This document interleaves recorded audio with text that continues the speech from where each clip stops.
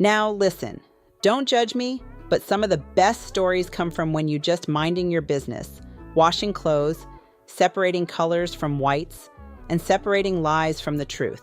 Because baby, clothes don't be the only thing dirty in people's lives. See, it's something about doing laundry that makes you think. You start remembering stuff people said, stuff people did, stuff you should have noticed, but didn't, because you trusted them. And tonight's story? Oh, this one right here. This one got lies, this one got audacity, this one got nerve, marinated in pure foolishness. And the crazy part? It didn't start with yelling. It didn't start with fighting. It started with something small, something easy to ignore, something most people would have overlooked. But one thing about the truth, it don't stay hidden forever. It'll show itself, right on time, when you least expect it. And baby, when it did, whew, let's just say, somebody thought they were smarter than the situation. They were wrong. So go ahead, get comfortable. Because this ain't just a story. This is a lesson. This is story time with Honey B. And trust me, you gonna be glad you listened.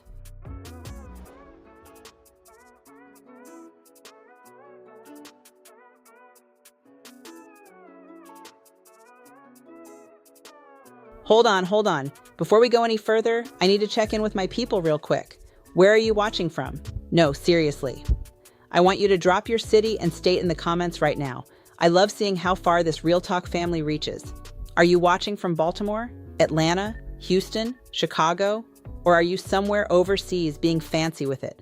Let me know. I see you and I appreciate you. And if you're sitting here watching me, listening to me, laughing with me, growing with me, go ahead and do me a favor and hit that subscribe button. Don't just watch me, be part of this family. Because over here, we don't sugarcoat, we elevate, we heal, we laugh, and sometimes we tell the truth folks don't want to hear, but need to hear. Now go ahead and hit that like button, because that tells YouTube, yes, this right here, this is what people need. And don't keep it to yourself, hit that share button and send it to somebody who needs this message. You know exactly who I'm talking about. Don't act brand new. And most importantly, comment. Tell me your thoughts. Tell me your story. Tell me what hit you. Because this right here, this isn't just me talking. This is a conversation. This is a community. And I read those comments. I see you. I appreciate you. And you have no idea how much your support means. Every subscribe, every like, every share, every comment, it helps this message reach somebody who might need it at the exact moment they need it most. So thank you for being here. Thank you for showing up. And thank you for being part of the Real Talk by Honey B family. Now let's get into it. Baby, when I tell you I was minding my business, moisturized, married, and unbothered, I had no idea I was about to witness the Olympics of lying. Now let me tell y'all about this couple. We gon' call her Keisha, and we gon' call him Marcus. And let me tell you right now, Marcus had the confidence of a man who had no business being that confident. Marcus wasn't ugly, but he wasn't fine enough to be acting stupid. You know them medium cute men? The ones that look good until they open their mouth and say something dumb? That was Marcus. Now Keisha. Keisha held that man down. Rent paid on time, food cooked, clothes washed. She even ironed his socks. I didn't even know socks could be ironed until Keisha. But baby, Marcus started acting funny. Not ha-ha funny. Funny like guarding his phone like it was the nuclear codes, taking his phone to the bathroom, tilting it away from her like it was classified information, smiling at texts like he just got approved for a loan he didn't qualify for. And Keisha felt it in her spirit. Because ladies, your intuition don't lie.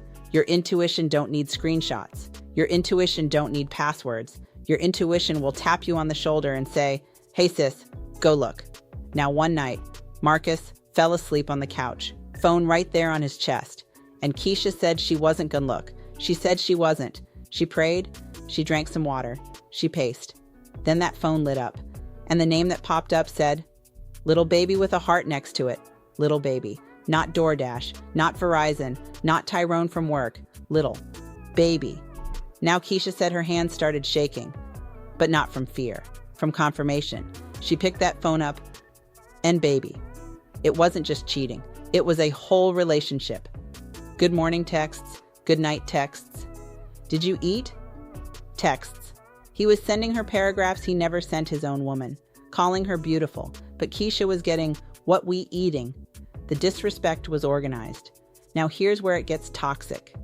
Keisha didn't confront him right away. No. She waited. She cooked his favorite meal the next day, smiled, kissed him, asked him about his day. He thought he was getting away with it. Baby. He was eating chicken, relaxed, comfortable, and full of audacity. And Keisha looked at him and said real calm, "Marcus, who is little baby?" He froze, fork midair, brain buffering. He said, "Little baby, that's my cousin." His cousin. I didn't even know cousins text like that unless y'all on a family reunion planning committee. So Keisha said, "Oh, okay." Still calm, still smiling. Then she picked up her phone and called the number, put it on speaker. And when that girl answered, she said, "Hey, babe." Not cousin, babe. Baby, when I tell you Marcus left his body, his soul clocked out before he did. He started stuttering, sweating, looking like he needed oxygen and Jesus at the same time. And Keisha didn't yell. She didn't scream. She just stood up, walked to the bedroom, packed his stuff, and set it by the door. He talking about, "Baby, please, it didn't mean nothing." Didn't mean nothing? Sir, you named her little baby with a heart. He didn't slip and fall. He packed a bag and moved emotionally. And here's the funny part. 2 weeks later, that same Marcus was calling Keisha crying, talking about, "She wasn't like you." Of course she wasn't like her. She wasn't ironing your socks, sir. See, some people don't realize your value until they gotta microwave their own food and wash their own drawers. And Keisha? Oh, she leveled up. Peaceful, glowing, sleeping better, looking better. Because sometimes losing them is how you find you. So let this be a lesson, baby.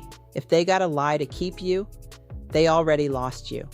And don't ever let somebody turn you into an option when you came in as the prize. This has been Honey B Storytime, and trust me, I got plenty more stories, because the streets don't sleep, and neither do the lies.